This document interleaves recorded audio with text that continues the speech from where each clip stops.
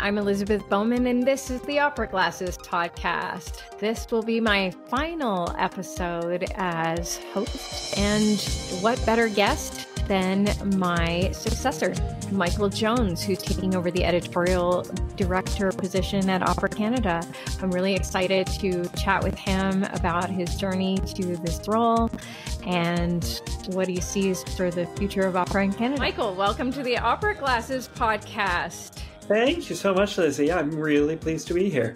And this will be my final Opera Glasses hosting episode as you take over this series for us. People have to get used to listening to my dulcet tenor. I want to ask you, you're obviously taking over as editor-in-chief of Opera Canada. You've already been working since July 1st? Since the beginning of July, yes. Okay. And can you tell us a little bit about your journey to Opera Canada? Well, sure. I mean, I have worked in arts administration for basically my whole, what I'll call my adult career. There were a couple of years right after university where I sort of went back and forth and had not grown-up jobs while I decided I was going to perform and do those other things. But once I realized that wasn't my path, that I've been working in arts management, and I spent much of my early career running small and mid-sized arts organizations, much like Opera Canada, but not magazines. They were all performing arts organizations. So I worked in a senior position at Choirs Ontario, which was then called the Ontario Choral Federation, and I managed and served as camp and tour director for the Ontario Youth Choir as part of that. And I ran a School of the Arts program for people with multiple handicaps. I ran a new music ensemble. For a while, I was general manager at the School of Toronto Dance Theatre. So I did a lot of that work. And then I went into arts funding, and I worked for the Metcalfe Foundation for a while, but I spent the last 9 years as CEO of the Saskatchewan Arts Board. SaskArts is the operating name of it, which is the provincial arts funder for the province of Saskatchewan. So in that role, I had an amazing view, a bird's eye view of so many different arts organizations, and watched their struggle and watched their successes and was inspired.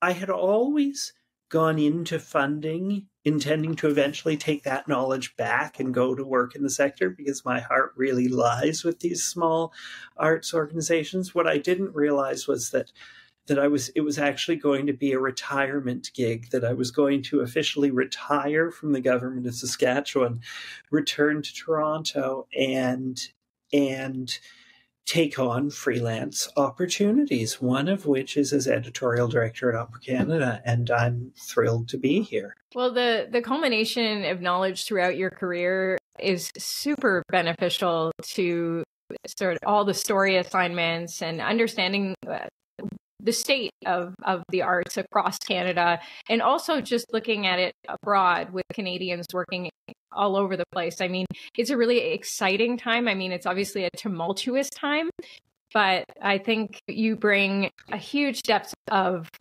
understanding, which I think will be great. Well, it's also, I have a real interest in and love for opera as an art form. I studied it. I trained as a singer. I've joked with a lot of people since taking over this role that I was at university with a lot of Canada's really, really great singers that have gone on to international careers, and I joke about being the other tenor in the same studio as Michael Shada. In fact, the other tenor also named Michael, and so let's say I certainly had a real true idea of what my limitations were when I set myself against those benchmarks. But it also, I have such an admiration of the people that work in this art form. And this has continued on. As I've looked at back issues recently, I actually went back and found out that, yes, I was in fact reviewed, or at least mentioned in a review in Opera Canada in the early 1990s. And right up until the day I saw the posting for this, I was on vacation. We were in Playa del Carmen in Mexico, and my partner and I were sitting on the beach. I'd seen the posting in the morning, and we were sitting on the beach, and he handed his phone to me, and he said, "Oh, they just did an article about Mom in Opera Canada magazine," because his mother was Lucille Villeneuve-Evans, who was featured in Masterclass about two issues ago. And so it had just come online. So it just felt like everything was saying this was the right opportunity for me at that time. That's amazing how the stars align. Can I ask you, do you remember what your first opera was and what that experience was like? I was training in voice. I grew up in the Mississauga area, so I was close to Toronto. I went off to study voice at university without ever having seen a live opera. I had seen television. I'd listened to recordings. But the first live opera that I saw was the summer after first year university. The COC had had a spectacular season that year, practically selling out everything. And they decided in the summer to add an extra show as part of what was the Toronto Summer Toronto Summer Festival it was I'm going to say it was 1984. And so the first opera that I got to see live was Death in Venice, which is something that I've loved to this day. All of the operas of Britten are something that I really love. But that was the first one that I saw live. And are you particularly excited about any productions in Toronto now that you're back based in Toronto in the upcoming season? Well, it's funny because I'd sort of like to be based nationally. There are some things that I haven't seen before that I would love to. I'd love to be out in Victoria to see The Little Prince when it's done in February at Pacific Opera Victoria. Well, I may in fact take myself to Montreal to see Hamlet I think it's in November at Opéra de Montréal, and it would be because that's something that I've never actually seen on stage. And so there are things like that. Interestingly, before anyone knew that we were coming back to Ontario, we'd made this plan long before the Opera Canada opportunity came out. We talked about the fact that I would retire. And so before anyone knew that that we were coming back, we had purchased our subscription for next year at the COC. Which means that the COC knew before any of our friends or family did that we were returning to Ontario. There's so much that I love in this season. I've always loved Eugene Onegin. I think every very light tenor dreams of being able to sing Lenski because that aria is so beautiful. But I'm really excited about seeing La Reine Garçon. I'm also, because of when I went to school, what I studied in my master's, which was I studied a lot of 20th century opera. I've always had a real affection for Wozzeck. So to actually, to see that live again, and I've seen it many times, is something I'm really looking forward to. I'm really looking forward to, I'm based in New York, and I am very much looking forward to Emily D'Angelo opening the Met season with Yannick Nézet-Séguin. And I'm actually coming down to New York, I think, at the beginning of October. And so I'm trying to see if I can get in to see that as well, because would be really excited by that. If I'm not, I will certainly be one of the people at the movie theater on that Saturday afternoon in my not dressed to go to the opera clothes, eating popcorn, but watching the opera. Yeah, it's very Canadian. Obviously not the production, but with Yannick on the podium. And then I think Brian Waghorn is coaching behind the scenes, and my husband is concertmaster for that production. Well, it is certainly, we're proud to have that many Canadians in it. And I've been really excited over the past couple of years as I look at all the newer work that's happening at the Met, that's not, I'll happily go to Bohème as many times as you want me to, and I'll probably still cry at the end. But I'm also excited to see the way that the repertoire is expanding. I would also, quite frankly, for me, I would love to go back and revisit some of the mid 20th century pieces that we don't get to see as much anymore. Maybe it's in Canada, but that we don't see as many of them, because the ones that I really am interested in, I think of as being very American in subject matter. Like I'd love to see a production of Baby Doe, and I would love to see a production of Susanna and things like that. So I would love to see those operas performed more too. I think that part of the challenge with new work is that it's so expensive to mount.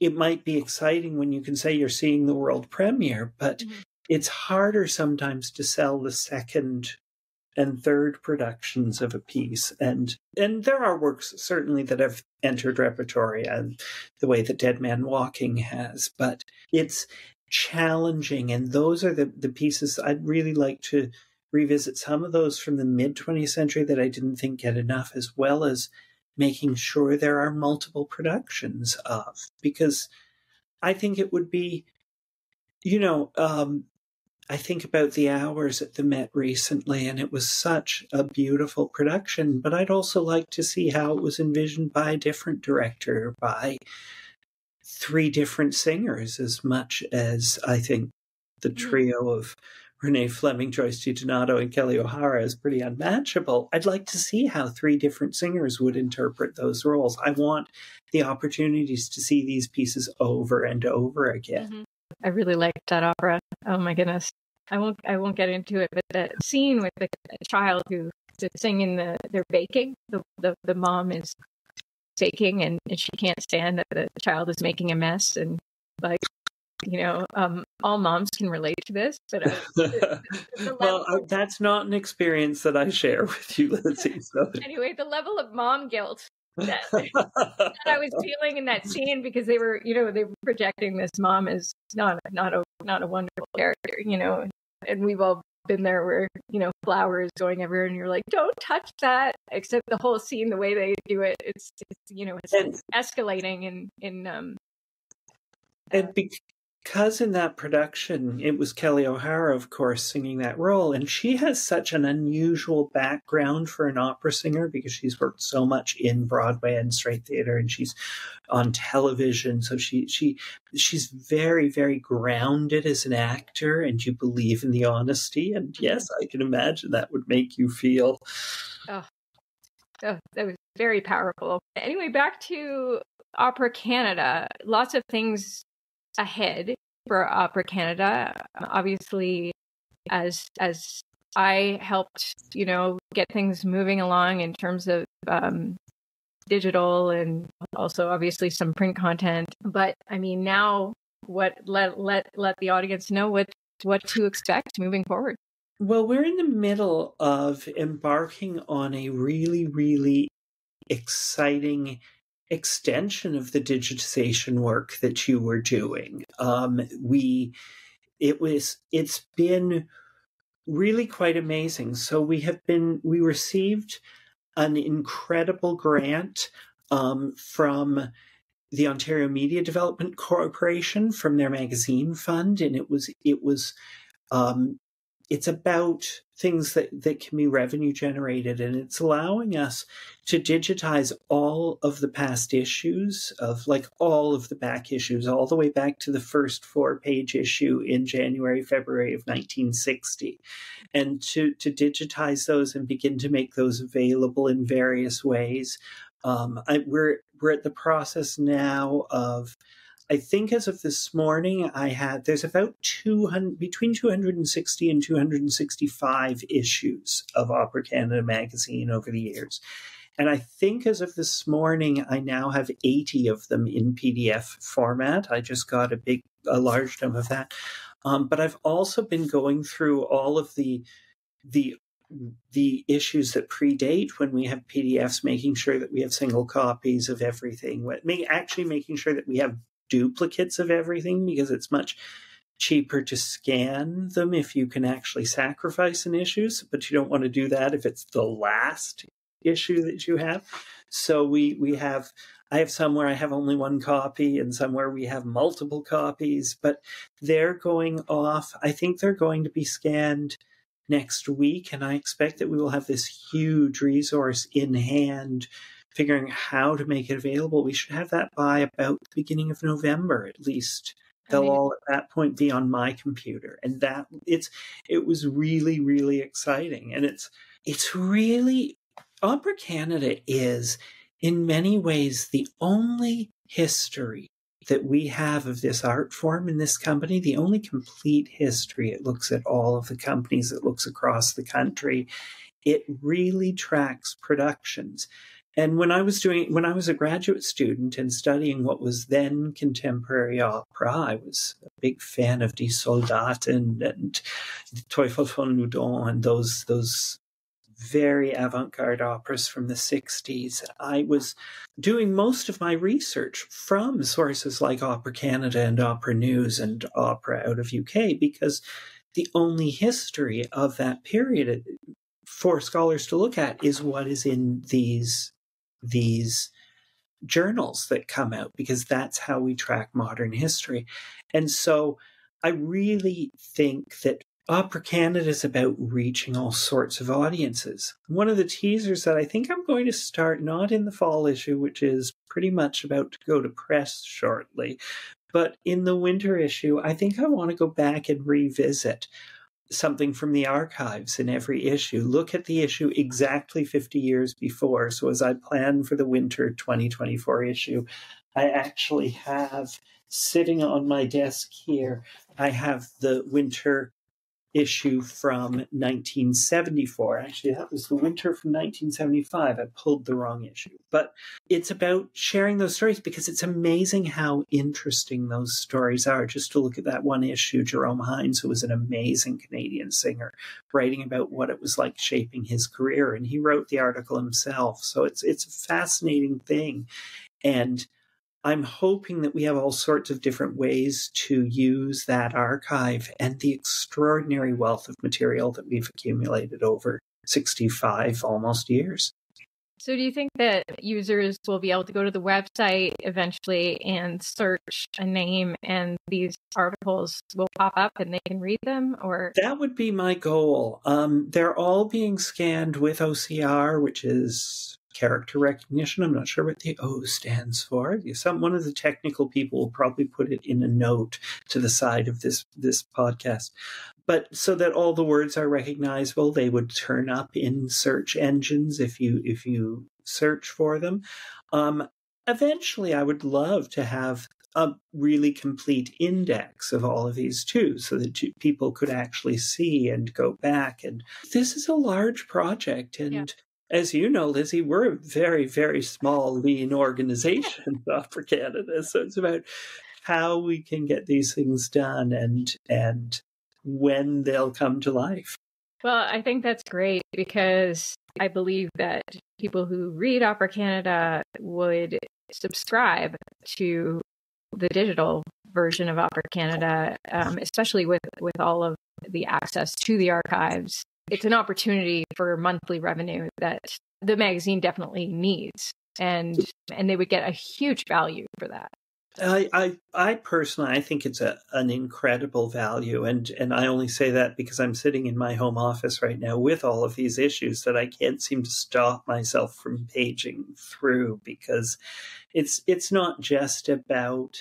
We talked about the first opera that I saw in person, which was the 1984 Death in Venice at the COC. Well, of course, I went and looked at the review of that when I was there. I looked at the pictures that were there from that production, because I wanted to remember what my first experience had been like.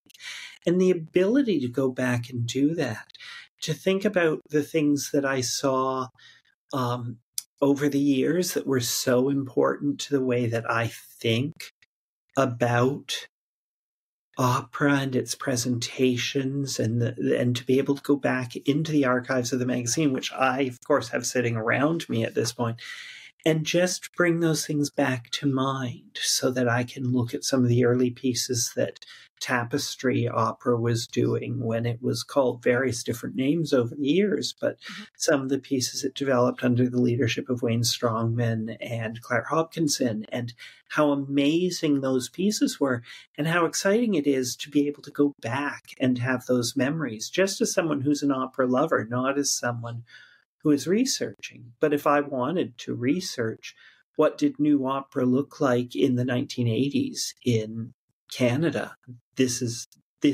the best and in many ways only source for that. Very exciting. Well, I applaud you for continuing that work and executing it. I'm excited to see it when it comes out. And I also want to look at how we can continue the amazing work that you started with opera glasses, because I like the idea of engaging with the people who make this art form in all sorts of different ways, and people at various stages of their careers, because some of the people with whom I went to school who had quite significant careers are now concentrating more fully on teaching. And what was that transition like for them? These are things that I think are interesting, and sharing them in ways. I mean, we're a print magazine that publishes 4 times a year. That's not that many articles that you can do, but having different formats like opera glasses. Before we came on air, you and I joked about the fact that you can edit this. And so I was like, yes, we can make the outtakes available on our Patreon page, but don't look for it because it doesn't exist today, but it may. There are just things like that, like to have the ability to just have that sort of freedom, that sort of ease, to understand what the people who are creating like this are when you don't see them on stage in an incredible but glorified position. I was invited once to attend the final full staging of a new opera being presented by Manitoba Opera called Transit of Venus. It was I'm going to say it was around 2008, 2009, and I wasn't going to be in Winnipeg for the opening, so they invited me to come to the last walkthrough in the rehearsal room. It was a full run, but they were still in the rehearsal room. There were no sets. There were no costumes. The singers were walking around in rehearsal clothing, and to see them in their rehearsal skirts on stage in the center of the room where the stage would eventually, in the area that would eventually be on stage, looking like they do on stage, regardless of costumes, with all that glory, hearing them sing, hearing the voices that close, which was, of course, truly extraordinary. But then to also see them as soon as they exited the playing area and were backstage beating themselves up over notes that they didn't think they had gotten right, or things that hadn't worked as well. Like, to see the honesty of the human being, I think, is so exciting. And I think that things like opera glasses can do that. And maybe there are short forms of that. I joked about outtakes, but not things that embarrass people, but maybe things that are just people having fun, that can be, TikTok moments that introduce opera singers to new audiences in a way that's not as intimidating as a 2.5, 3 hour performance in a foreign language. Yeah, it certainly brings a human element to have just a person-to-person conversation and hear how they speak and how they ended up there, because oftentimes I'm sure the public wonders, like, how did you end up doing that? Or how did you end up designing sets for opera companies all over the world? Like, how it's just crazy. I'm also hoping, here's a little teaser. I'm hoping for the winter issue to introduce a new regular column, which might be called Production Meeting. It's all still in there, where we actually speak with designers so that you can, and because in print that's so amazing, because of course you can see the beautiful photographs of their design concepts, their mood boards, their maquettes, and also pictures of what it looked like in production. And for me, that's always been interesting for me. I love what designers do, and the idea of having a way to share that is so interesting to me and so exciting. Yeah, seeing the concept to how it looks on stage is incredible, because they oftentimes very much match what those drawings are, and they come alive literally. So incredibly. And I called it production meeting. Now, one of the other names that's been used for this sort of feature has been unsung heroes. These people are really, in many ways, heroes of what we get to see on that stage, although we're less likely to recognize their names. We don't know what they look like. We don't know why they ended up working in opera, which is a really exciting and rare art form. So what was it that turned the page? And I think that's really a fascinating thing. So yeah, it's almost more fascinating to find out how the people behind the scenes ended up there, because it's not necessarily like a singer will go to school for opera singing, and obviously the path to becoming or making that choice is fascinating. But they need to take a certain level of education often. I mean, there are the anomalous few that have a completely different route. But generally, the structure of becoming an opera singer is very similar among the opera singing community. And then the people behind the scenes, it's often more circuitous.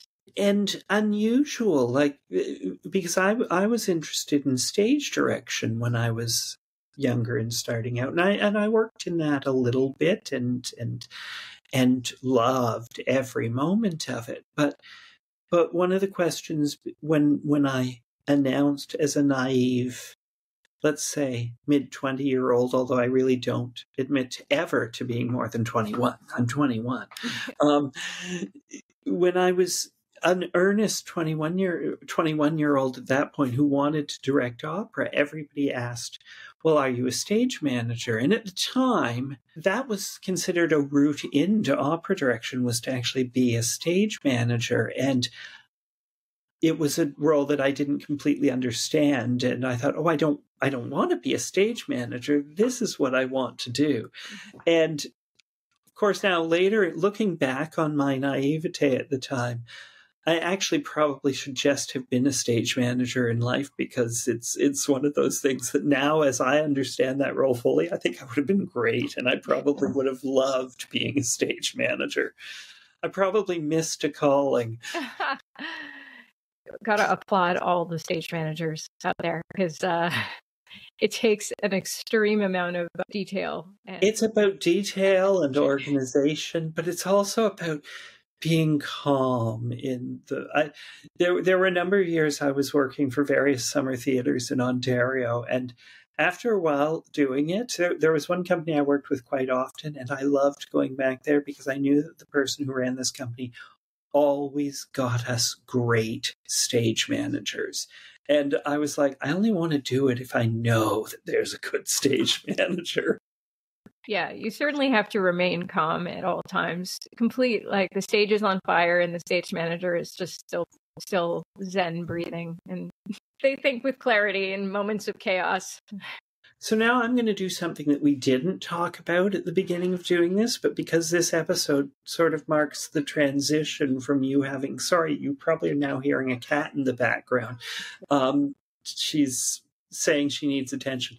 Since this episode of Opera Glasses marks a transition from the period when you hosted to a period when I'm going to be hosting, I want to turn the tables and ask you some questions. Oh, wow. We didn't talk about it in advance, so. Okay, well, we don't have much time left, so. That's okay. That's why I took over now. So what is it? What's next for you? What's up next? I am in the process of sort of putting that jigsaw puzzle together. I'm certainly not done doing what I'm doing, which, has mostly revolved around digital media strategy, public relations, and that bit. So yeah, I'm just putting together what my next plan is, but I'll announce that soon. I love that you use the image of a jigsaw puzzle. As you're putting it together, do you know what the final picture looks like? Oftentimes I don't. know what the final picture looks like, but it always comes together in the end. I just follow the signs, and I've always done that throughout my whole career. You know, I started out working at the Canadian Opera Company as Alexander Neave's assistant. And then from there, I was like, oh, I want to help young artists with their packages, you know, for auditions and that kind of thing. And that ended up turning into my PR and digital media strategy business for 12 years. You know, it's just in the next few weeks, I should pull clarity. Okay. And then I'll end with an easy question then, since I've taken over. I know you're based in New York. Your husband is one of the concertmasters at the Met Orchestra. What are you really excited to see in their season this year? What operas, what singers, what? Well, I mentioned before, I'm particularly excited for the season opener because of Emily D'Angelo. I think she's fantastic artist. She's Canadian. I will never stop waving my Canadian flag, which is one of the main reasons why I enjoyed doing the work at Opera Canada so much, because I am so through and through Canadian, although born in the UK, funnily enough. So I came to Canada when I was 2, though. So I think that's pretty Canadian. Yeah. And opening night is always just such a special night at the Met. Any singers taking on new roles that are really exciting for you or not? I mean, I guess I don't usually go through the calendar and okay. I mean, sometimes. I mean, I'm a big fan of Quinn Kelsey, and so sometimes I'll look and be like, oh, totally understandable.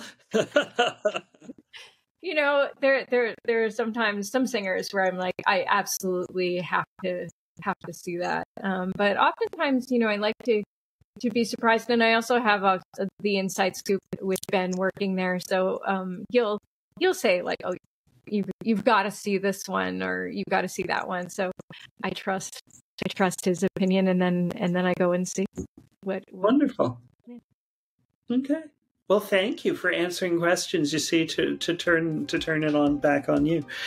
Well, I wish you all the best at Opera Canada, and I hope that we'll continue to stay connected. And yeah, I look forward to reading everything. Super. And I would end by thanking you for everything that you've done for Opera Canada over the past 2 years. Not just this podcast, which has been really fun. So thank you for asking me to do this transition one, but for all of the leadership that you brought to the publications, to the magazine, to the events, and to the fine shape that you left it in for me. It was an honor to be part of it, and really, really can't wait for those archives to become live.